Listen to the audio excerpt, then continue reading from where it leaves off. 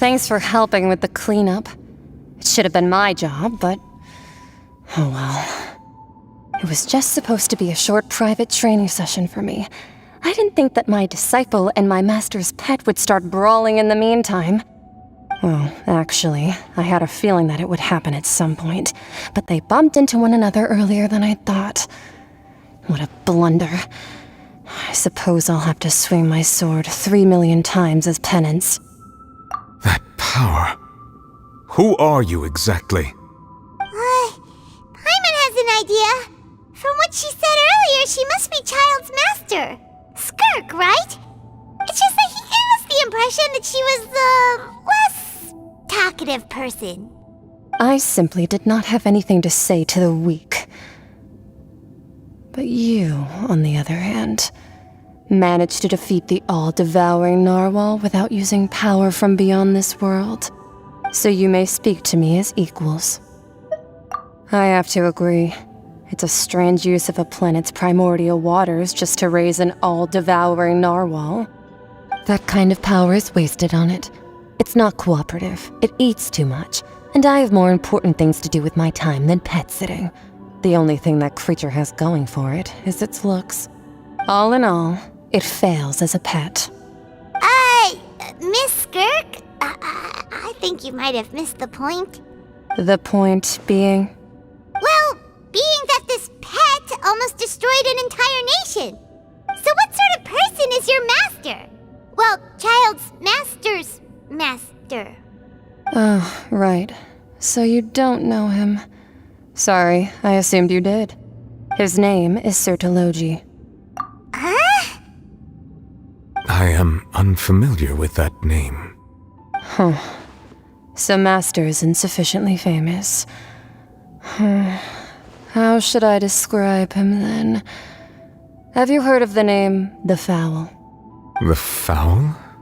Still nothing? Well, how about the Visionary? Vetterfulnir then? Or Gold Rhindaughter? Ooh, that one we've heard! Rhindaughter's part of the Hexen Circle. She's Albedo's mom, right? Oh, so you do know that name. To be honest, I also heard all of those names and titles from my master. I don't actually know them either. But I suppose you understand now, yes? My master is likely a similar sort to Rhindaughter. They are both pursuing some form of perfection. Wait! Didn't you also mention a visionary person?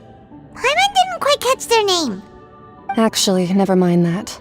I believe it expedient to inform you that the all-devouring narwhal used up nearly all its strength fighting you. Such roiling hydro energies will prove difficult for the planet's deep seas to digest. As such, the fontaine back on the surface has most likely been thrown into chaos. In other words, the prophecy that you've been fretting over should now be in full swing. What?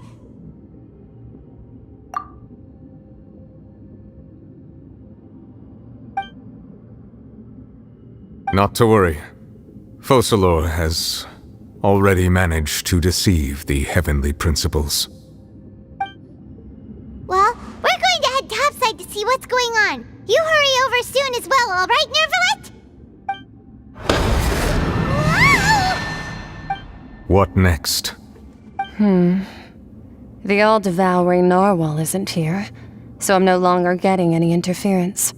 I can finally catch the scent of your power, what it's made of. It is the authority of the planet's primordial dragons, but with something very similar to a god's curse mixed in. It's quite a novel blend.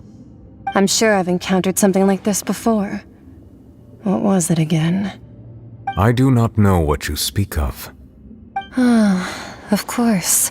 How could I forget? You should have the remains of the third descender on your person, yes?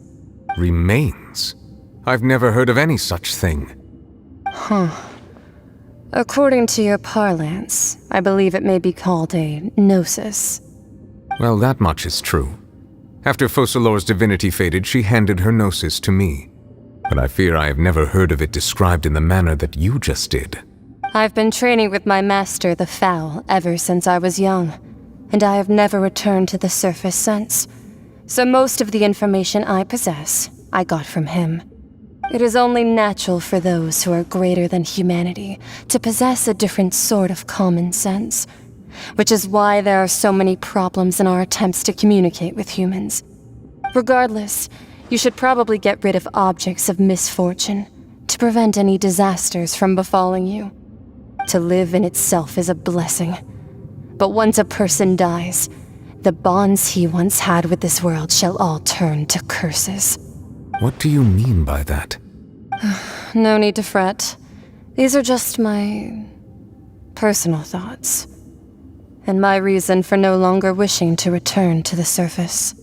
This third descender you refer to, who are they? And when did they die? Master never mentioned them to me. Perhaps it just wasn't that important for me to know. If you're interested, though, I could ask him. I'll be sure to pass the answer on to you next time.